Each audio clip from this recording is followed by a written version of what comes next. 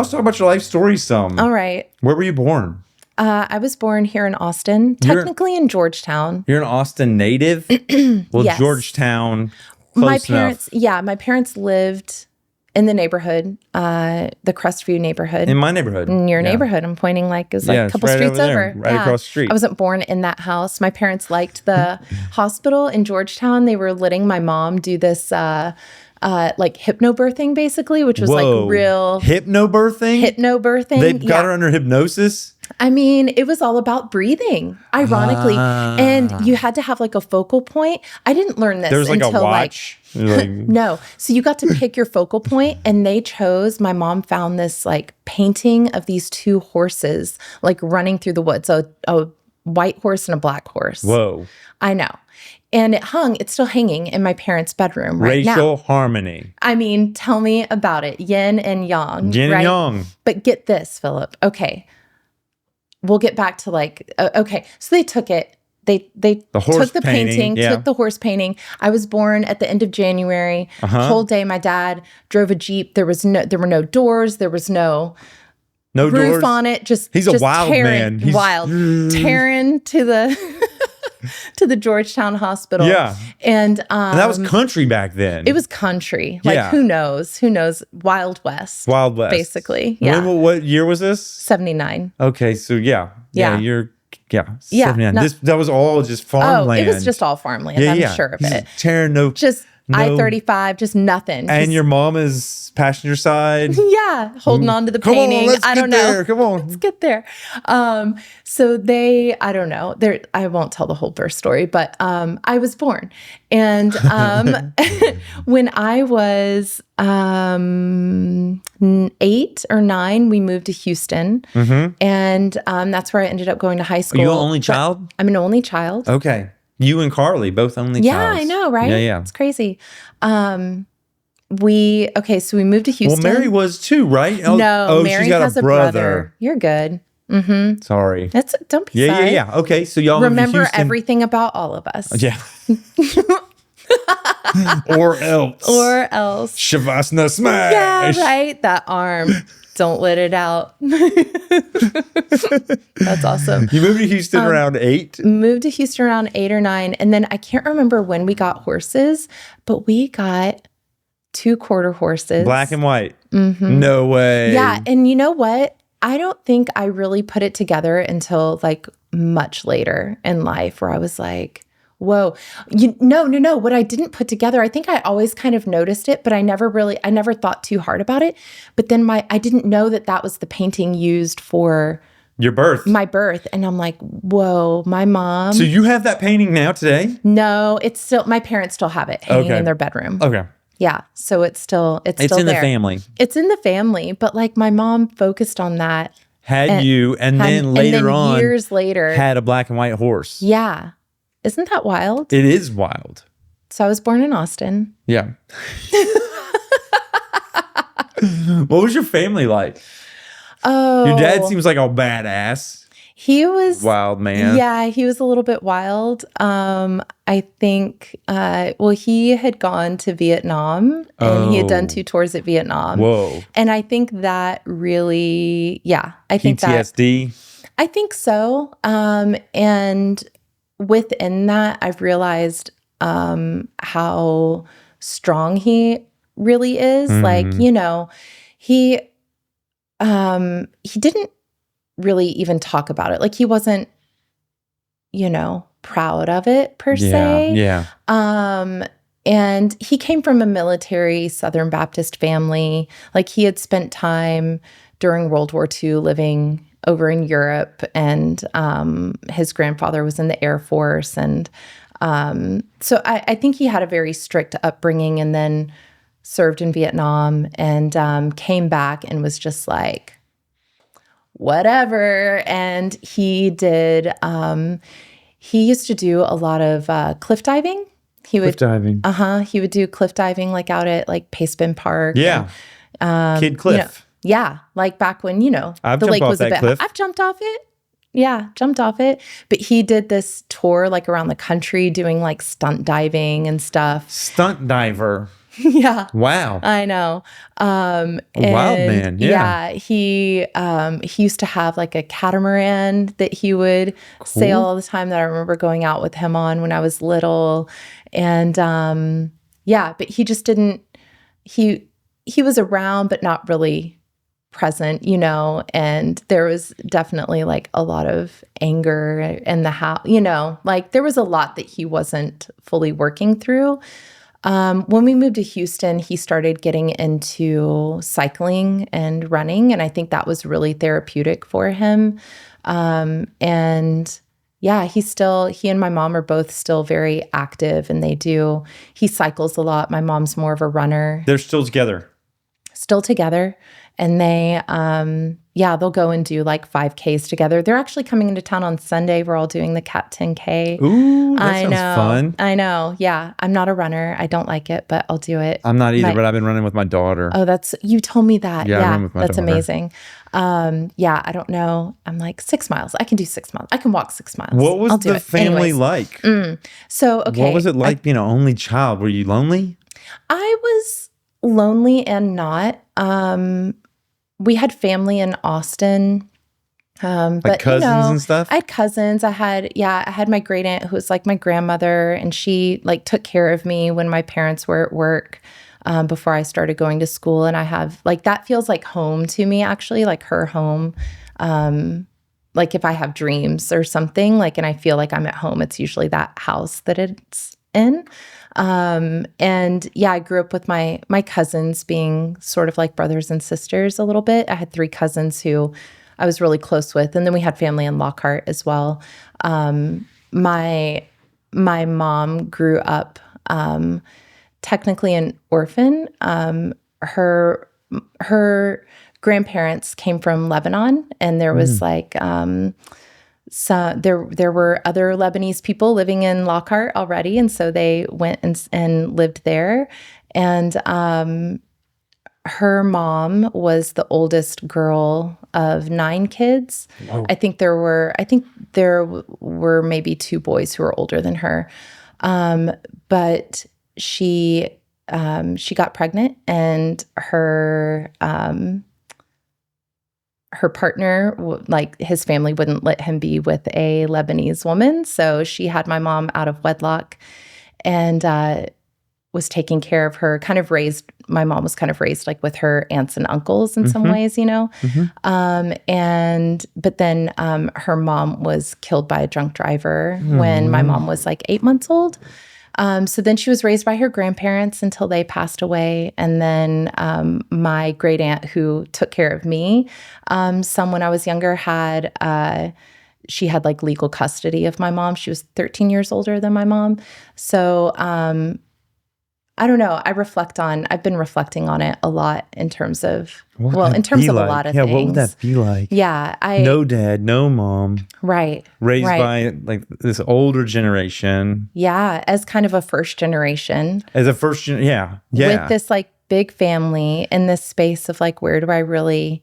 It's always interesting when I even talk about like who people are in my family. I'm like, well, they were this person like biologically, but they were like this to me. Right. They were like a mother to you, or Totally. So it's interesting to have that and feel like there is like this really big family and big ancestry, but then like to be the only child and know, like it's interesting. I think from a young age, I knew that both of my parents had their stuff. I didn't know what it was, but I knew from a very young age that like my mom didn't feel really well equipped as a mom.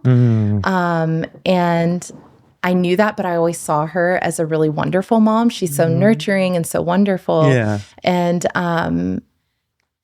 when I got pregnant and was having Micah, a lot of stuff was coming up for her, and she kind of like affirmed all of that, which was really interesting to be like, wow. And I think this informs some of my work with with my own kids, raising my own kids, and then just working with kids in general of like how much they're actually aware of energetically without us saying anything, how much we're actually maybe always aware of. And so, I both my parents were there, but not really there. Like when I was home, without my cousins or something. I was, you know, playing in my room a lot on my own. I had a really good imagination. I think I'm really good at being by myself and not feeling alone. Like sometimes it felt lonely. Yeah. But in general, I really enjoy my alone time. And I don't know like fully what to attribute that to. Probably partly my childhood. Partly I think it's like in my birth chart of just like being okay, being alone.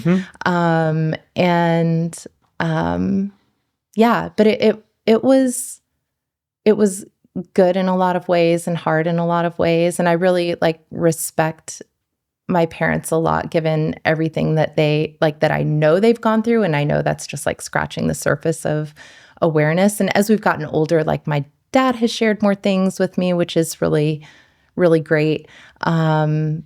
And my mom has a little bit as well. It's been interesting, kind of watching some things kind of still come up and me being like, I'm here whenever you want to talk. I'm like, we had a talk not long ago, and it's like, this is what I do this. I hold space for people and people share things with me, and I'm happy to hear anything you want to share, you know?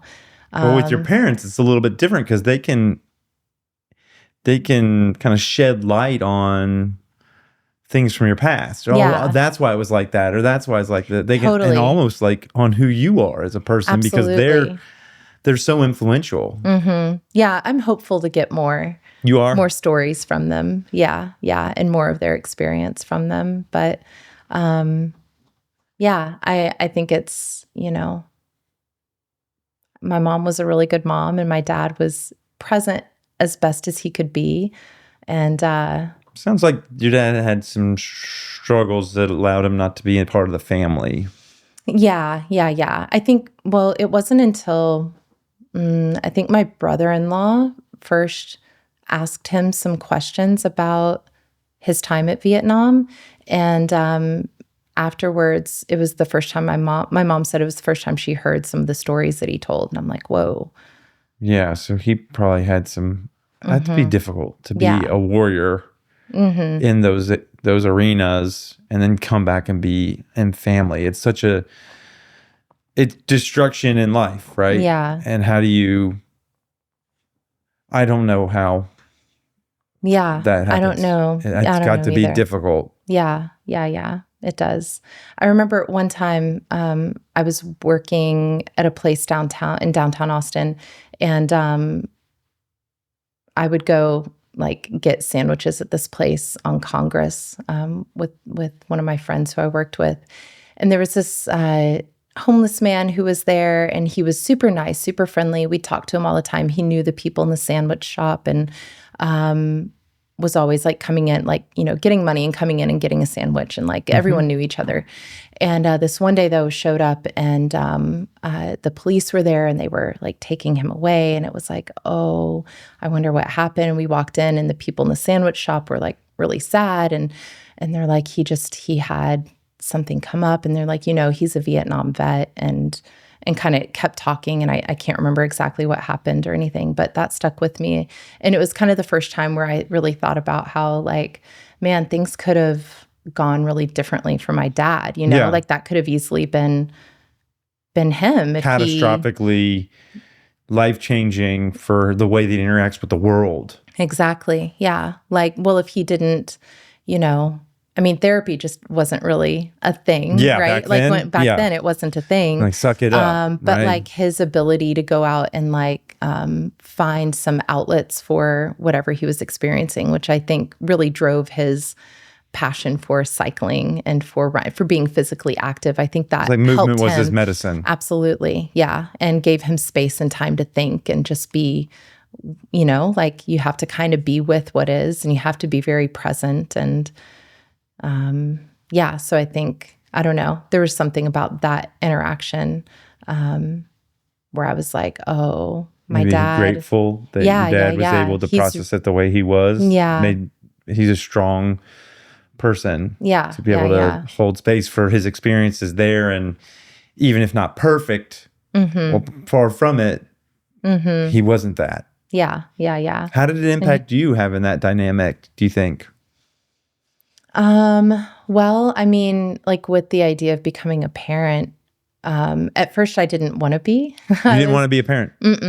I felt like I didn't have like a solid example of it. Yeah. Not to the fault of anybody, just like I don't know how to do this. Yeah. But then somewhere along the way, I don't know, like it changed. And I was also like as a younger kid, I was never like, oh, look at that baby. I want to hold that baby, or I can't wait to babysit or like be a nanny. Or I was like, oh, that's not me. Like, I guess I don't really want kids. Like, I don't want to. And that changed at some point. It changed at some point. Yeah, it did. And I can't say exactly what changed it, but I like made the choice and then actively pursued it and like took it on. Like I was very serious about the role, and I try to be really present with my kids and have conversations, and like that, God, it's helped me so much just in my ability to communicate and be willing to feel all the things. And I'm so grateful. And I often like will use an example of something I've experienced with my kids as a talking point for something during class, or it's constantly, it's just so immediately reflective, and like, you get feedback so quickly and authentically from your kids, that like you have to, I don't know, like unless you're not engaging, if you're choosing to engage, it's like as real as it gets. And it's so informational, and it's so, they care, even when it seems like they don't. It's like they want that connection. It's like you're both really working for the same thing, even though it doesn't always look the same. I don't know. It helps inform the way I communicate with like everybody, with the world, I think, since becoming a mom and taking that on and being really intentional with it, as intentional as I can be, and, always learning and growing through that. Yeah. What were you like as a kid? It depended on, I think, the situation I was in. Were you a good kid? I was a good kid. You made good grades? Quiet. I made good grades. Always went to school? You didn't skip? I never skipped school. Snuck out of the house? I snuck out of the house and stood on the front porch, and I was just like, I could if I wanted to, and then I went back in. You were a good kid. I was a good kid. I swam competitively from the time I was 10. So you were kind of an athlete kid. I was an athlete kid, which swimming takes up a lot of time and energy. And there I found like this huge group of brothers and sisters who, I think it was sheltered in some way in terms of like I wasn't experiencing a lot of like boy versus girl. Like we were all doing the same thing. And it's hard to not be yourself at 5:30 in the morning when you're 12 years old. Like it's hard to not be yourself jumping into water, cold water at that time of the day. Almost all naked. To train for an hour and a half. Yeah. Like you're nothing but yourself. So I felt like I had a very like authentic growing up. Yeah. And I'm really grateful for it. But it was a little jarring getting into like the real world and like, oh, like, I don't know how to explain it, but sometimes, in like office dynamics of like figuring all of that out. And when then you started doing marketing and stuff? Yeah. Well, yeah. Especially when I started doing graphic design and marketing. Where did you go to school? UT. You went to UT? Mm-hmm. So you stayed in Austin? I did. I didn't plan to, and I did. Here we are. Did you do any walkabouts? Walkabouts, not really. Where you went out in the world? No, I always wanted to. My degree's in photojournalism, and I kind of like, like we were talking about before we got started, like I really like people's stories. Mm-hmm. And I kind of envisioned myself like traveling and gathering stories, you know? Yeah. And, that might be part of the future. Who knows? But yeah, I didn't. I didn't go that route initially. I was a photographer's assistant for like a year and a half after college, and then decided that wasn't my thing. Didn't know what my thing was. I quit, and I was like, oh, I don't know what to do now. I have this degree. What do I do? Yeah. And a friend of mine from swimming, she was like 5 years older than me, but I'd run into her at some point while I was still in college, and she gave me a business card, and I was like, it was like my first business card. I held on to it, and didn't really, she was a graphic designer, didn't know what that was, and but I looked her up and she had just started her own business. And I asked her to lunch to pick her brain about like, what do I do? Like, here I am. And I have this degree. I know I don't want to do this thing. Like, what do I do? Not looking for a job, just looking for advice.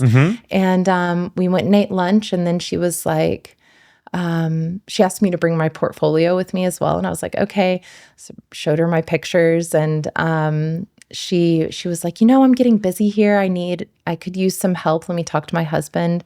And I ended up working for her for 20 hours a week, and it grew to 40 hours in like a month. And so I learned on the job.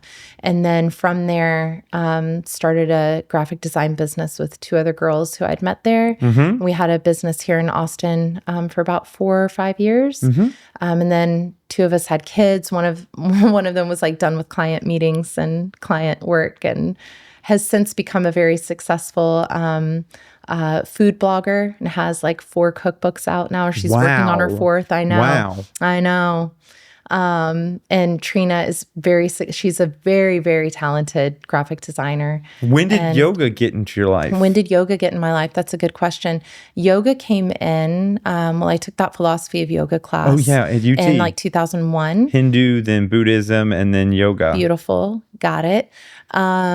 And I didn't physically practice yoga for like probably another year. And then I started practicing and was just kind of off and on at that studio. And then about the time that I started the graphic design business with my 2 friends, I also got a part-time job at a local yoga studio doing graphic design for them. And I was with them for a number of years, and that's where I really got into my practice. That's where I did my teacher training. So you would go and do yoga with them while you were doing graphic design for them? Yeah. I was able to, like, I'd go work in the studio like one day a week or something. Yeah. And I could go take yoga anytime. But like, it was nice to just like take a little break. And then, yeah. Slide into a class. And so it happened kind of through the job. It did. It kind of happened through the job. And when I finally signed up for teacher training, the owner of the studio, he was like, "We've been expecting you." I was like, Really? Yeah. I was like, that's really? So cool. Yeah. So, that was 2009. I graduated. Wow. With my 200-hour, and I started teaching 16 years ago. I know. I started teaching, and then I got pregnant, and then stopped teaching because it was just too many new things. I was like curled in a ball in my car before teaching, and then I would go teach. I'd be fine. It's like I was a conduit for something else to just flow through me. I'd feel fine, and then I would just be like exhausted. I wasn't practicing. I just felt like this is too many new things at once. So I paused, and then another opportunity came up a couple of years later. Started teaching and found out I was pregnant with Anathan. I'm like, maybe I'm never supposed to teach. The universe is telling you something. Yeah. Maybe I'm not supposed to teach. Yet, exactly. And so paused that. That was just a temporary thing anyways. But then I was around kids a lot, and I was like, oh, this is, I think, what I actually want to do. I did my kids training. And kids. Yeah. Did my kids training in 2016. That's what the universe was telling you. Every time you started teaching yoga, Thank you. You'd have a kid. The cycle. And it was like, yeah. Put kids and yoga together. Do it together. Yeah. So I found, I find teaching kids and families like really fulfilling and rewarding and challenging. And I get to learn all the time while I'm doing it.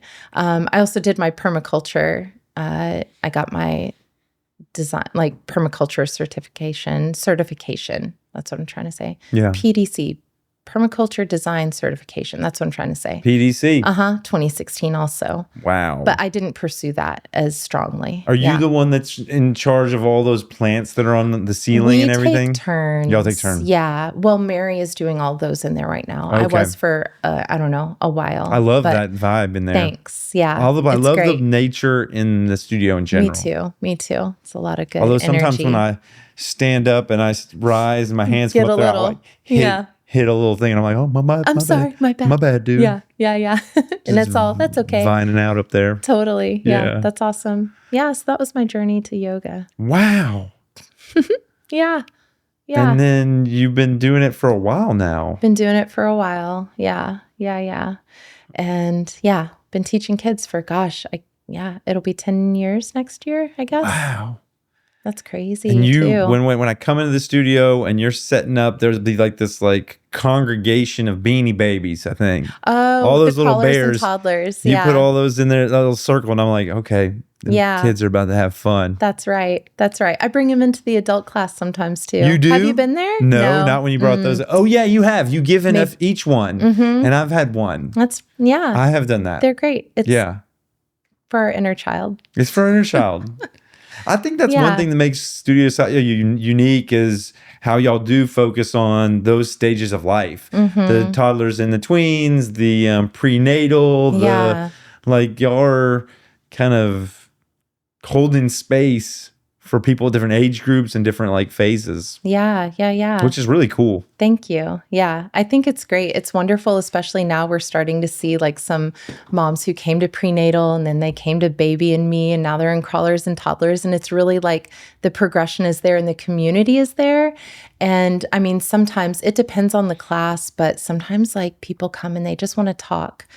A lot of times it happens more in those like crawlers and toddlers, prenatal, baby and me, like those kinds of classes. But there are plenty of classes. I used to teach this one on Friday afternoons, and like people came, they just wanted to talk for like 30 minutes. And like that's the yoga too. That is yoga, yeah. The community. The community, the connection, the sharing, listening, like that. Yeah. That self-reflection, that's all part of it. And I'm always really happy to see when there are those moments happening in classes, no matter what the class is, but all the ages and seeing kids interact with each other and then seeing like when class gets out and adults, talking to the kids or being, not even just the parents. It's really, that part is like super, super sweet to witness and hold space for. Thanks. It's awesome.